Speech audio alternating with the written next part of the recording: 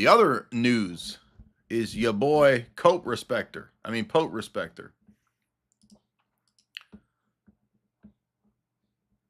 For many months, he has demanded that I go on some gay Catholic channel to debate, or some of his friends. I'm not going on your channel to debate or any of these other things. How about this? How about a massive platform in an arena with World War Debate? This is a joint venture with Jake Rattlesnake, Andrew Wilson, Sam Tripoli, Ben Swan, many others. And we are still looking for potential debate people. This doesn't necessarily mean that it would be him. Just trying to find a debate partner. Hold on, Yakub. Hold your horses. But, of course, when offered, he says, I will be out of the country all of January. Oh, you're really gone for an entire month. Okay. Pick a month later on when there's a next World War debate, arena debate. No, I don't show my face because I will get fired from my job. Yes, all of the corporations that fire you for talking about theology. Hold up, Yakub. Hold up, man. Yakub, my creator, please hold on a second. So instead of actually dealing with what I argued in the video critiquing Seraphim Aldea and his socialist Marxist worldview, he sides with that guy that I'm bad and that the Ortho Bros are bad because we dared to go after a Marxist socialist. So really, I think that's because he has to defend the absolute insanity of the gaypacy. This is what he has to defend here in his world. And for him, it's all bravado, it's all chutzpah, it's all hot air. Because when he's actually given the opportunity to come to a massive arena debate, formal debate, neutral setting, he can decide the month. Oh, turns out Pope Respecter doesn't debate in person. He doesn't do that. But that's what you wanted for all these months. You said that I ran from you. No. I just didn't want to go on one of your gay Catholic platforms. So here you have the opportunity. You can pick the month. And no, he runs. He says, I don't show my face because I will be canceled from my job. Of course, right? All of those corporations just looking to see what Catholic apologists are debating in a debate arena. Yeah, right. He's not even an apologist. He's just a literal propagandist. All he does is post just garbage. He's the lowest tier of all of the online Roman Catholics. He is the bottom tier. He's worse than Lofton. He's worse than any of them. He is the worst. And when given the opportunity, what does he do? And I said, I bet you $1,000 he will not accept, even if he's given the month that he can choose. Now, remember, his first excuse was he doesn't have time in January.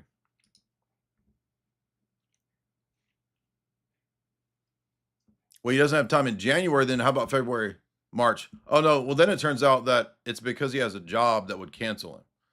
So it wasn't because of being out of town in January?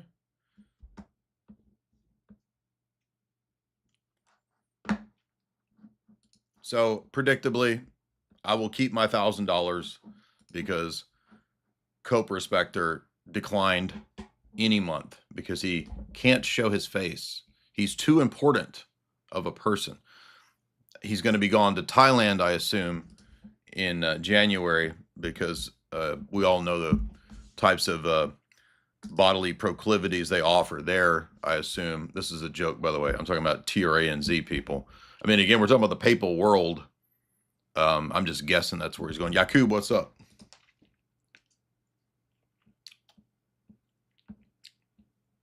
Jacob, what's up, man? You been waiting?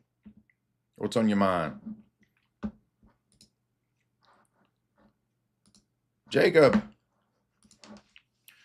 Joy Max, what's up?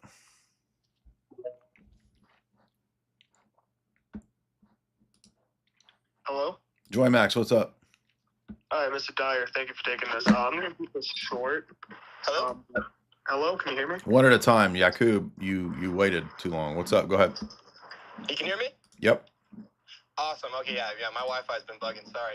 I just wanted to ask if you have seen, those literally went live today, Nick and Piers Morgan. I just watched Jim Bob's coverage of it. Yes.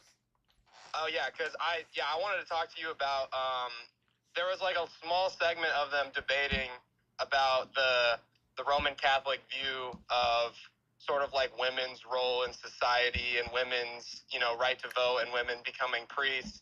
And it's like so interesting to see like how Nick is actually representing the historical Catholic position, but it seems he's like so out of touch with the state of the Roman Catholic Church and them moving towards, female deacons and eventually, probably female priests and maybe even, gay priests and things like that. Like it was very interesting to see these, two Roman Catholic goofballs going at it, live. Yeah, I think you're absolutely right. Piers represents the real existential situation of the Roman Catholic Church, and Nick represents the thing that doesn't exist anymore. Now, notice here is Pope Respecter saying, "Okay, you don't want to do January. Will you accept in February and March?" Sure, bud. What's up, man? You're going crazy with your emojis? What's up? Unmute. Talon, what's up?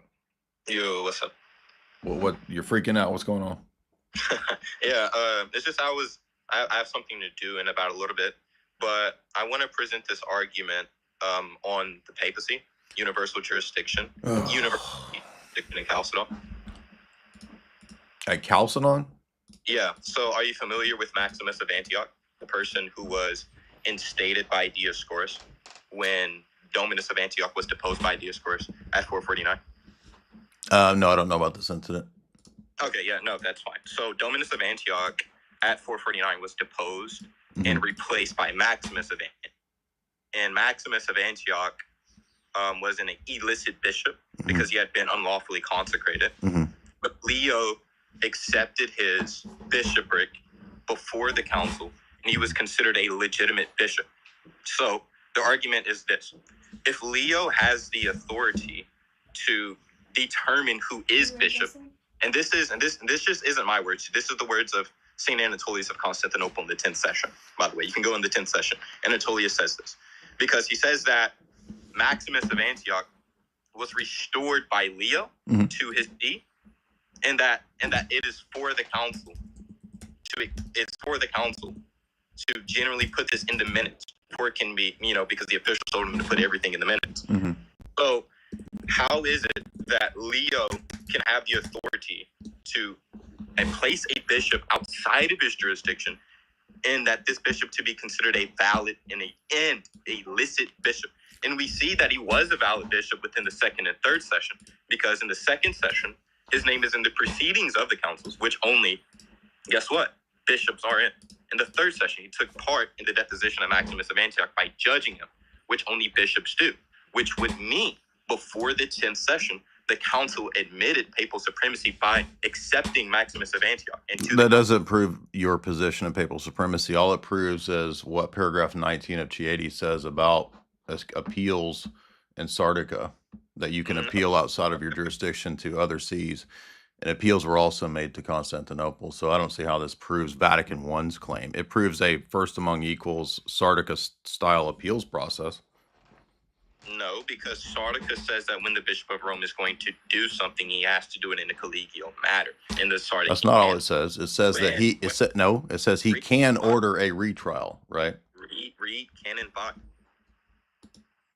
Well, I'm talking about what your papacy says about Sardica. And I'm telling you, because you appeal to the Sardican canons, and I'm telling you, read Canon 5. It says in Canon 5 that the Bishop of Rome is to gather the nearest bishops to him and review the case. Right. It says also that he can order a retrial. So I know what 5 says, but I'm pointing out that he can also order a retrial, right? Okay, which is fine, because the Sardican canons just reflect the universal jurisdiction of the Pope. It doesn't grant. No, it doesn't. It does. No, it doesn't. It does. Why does your papacy admit that Sardica doesn't teach universal jurisdiction? Wait, hold on. We're not talking about the Chieti documents because because you don't want to go there because it admits my position. I can just, for an example, I can. It admits my position. Why does your papacy admit that Sardica doesn't teach that? Why? So why does your papacy admit that? Hold on. Why did your Eastern? Why does your papacy admit that? So you're not going to answer this question. Because the Orthodox, because your church because that's not our official position. That's what your church said. Why does your papacy say that Sardica doesn't prove universal jurisdiction? That's not what my papacy says. It says it right here, paragraph 19 of Chieti. I don't think that the Chieti documents are actually historically reliable. Okay. So you know better than the papacy now. The Pope can err in matters in fact. There's no issue. So hold on. How do you know when the Pope is erring? How do you know when the Pope is erring? How do you know when the Pope is erring? Can you adjust the argument? How do you know when the Pope is erring? You made a strong claim there. Because we're talking about Maximus of Antioch. How do you know when the Pope is erring? Epistemically. Because we're talking about Chalcedon here. I don't epistemically. No, well, I'm asking a different question. I'm asking an epistemic question. I'm asking you an epistemic question about in your system how you know when to identify the Pope as erring. So just answer this simple. When in your system, you're not. So you won't answer the epistemic question, will you? Because it's irrelevant. It has nothing. No, your whole system rests on this epistemology. No, it doesn't. Yes, it does. So you don't have to justify your epistemology? What do you mean? You know what I mean. You don't have to give an account for your epistemic justification for when when the principle is applied to know when the what is your epistemic justification for when the Pope is wrong and right? How do you know? Dude, listen, I don't need to give Yeah, you don't have to give an account. That's why your position is garbage, dude, because you guys won't give an account for your epistemology. Because we're not talking. I'm asking you the epistemic question. I know you don't want to go there. I'm asking you that.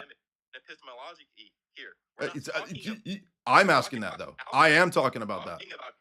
I'm talking about that. You cannot. Your argument rests, listen, your argument rests on dude, shut up or I'm just going to block you. Your argument rests on the papacy being wrong. You just said the Pope's wrong. You said the Pope's wrong. You said the Pope is wrong. You're smarter than the Pope, so I want to know the epistemic principle. I'm asking you what your question presupposes. The justification. Your argument rests on a certain epistemology that's not justified, so I want to know how I figure out when the Pope is wrong and right. How do I know? Hold on. How does the Chieti document? So tu quoque. How does that affect Chalcedon in any way? It's admitting my interpretation. It's not admitting your interpretation. You just said you don't accept it, so it is. So now you're lying. You said you don't accept. You just said you don't accept Chieti. Did you say that? Did you say you don't accept Chieti? I did say that. Yeah. Yeah. So now you're lying because you're admitting that it's arguing what I'm saying. Wait, hold on. Look, so you admit that, didn't you? I'll tell you why I don't accept it. Wait. So you said the papacy, is it wrong? Wait, hold on. You said it's not reliable and the Pope. No, I'm not holding on because now you caught in a lie. You're caught in a lie. Tu quoque. Now you're doing a tu quoque because you got caught in a lie. What is the epistemology? What is the epistemology? I don't care about none of that. What's your epistemology? You can't give a justification. Hey, when is the Pope right and wrong? No, you don't have an objection because you're smarter than the papacy. You don't have an objection because it rests on a stupid epistemology. Which is completely irrelevant. It's not irrelevant if your argument rests on it. Your argument rests on that. You don't understand that? Dude, okay, so me giving an account on universal media just you didn't give an account. You gave an interpretation. I gave you a rival interpretation. I gave you a rival interpretation, and you said the papacy is wrong in Chieti. That's not what I said. It is what you said. Now you're lying again. All right, you can't. So this is why you're a liar. Hey, let's talk about unum sanctum. What about the temporal supremacy? Wait, hold on. No. Let's talk. Oh, you don't want to go there, do you? Why are you running? You've run from 3 questions I asked you, you liar. You brought up irrelevant points. Chieti's not irrelevant. It trumps you. You're a layman, dummy. You're a layman. Chieti trumps you. You said the Pope is wrong, dog. I'll explain. No, you won't. The reason why I don't accept Chieti, and even your Orthodox, that doesn't matter. Represent our position. It's Now what? Now what? You're in shambles. You busted the Orthodox Church. You busted the Orthodox Dude, you Church. failed miserably because you can't justify any of your claims. Let's go to Orthodox Church. How do you feel? Let's go to epistemology. Nobody's buying your bullshit, dude. You have a gay pope. You have a giant gay papacy. What are you talking about? Nobody wants your gay church. Bishops admitted that the Chieti documents is not our official position. Now what? You just busted your bishops. Who? Throw your bishops under the bus. It doesn't matter. I don't have an infallible autocrat. It doesn't matter. No, it doesn't. I have flexibility in the Orthodox system that you don't have. Like, this is embarrassing. You don't have. Listen, you're cracking up, dude. You're melting down. You don't even know how to. You can't tell me what the principle is to identify when the Pope is right and when is he wrong. What is the principle to identify when the Pope is right and wrong? Well, hold on. Oh, so you don't know. How do you feel? What is the principle? What is the principle? What is so? This is why you can't handle Chieti. That's why you cracked up. What's the epistemic principle? What is the epistemic principle? You don't have one. Exactly. You don't have one. You don't have one. It's arbitrary. You're a Protestant papist. Oh, Okay. There we go. So, I got a slick little answer from Chalcedon. Well, what if we give a different interpretation according to Chieti? Chieti don't count. The papacy is wrong. Congo Aquinas can't handle it.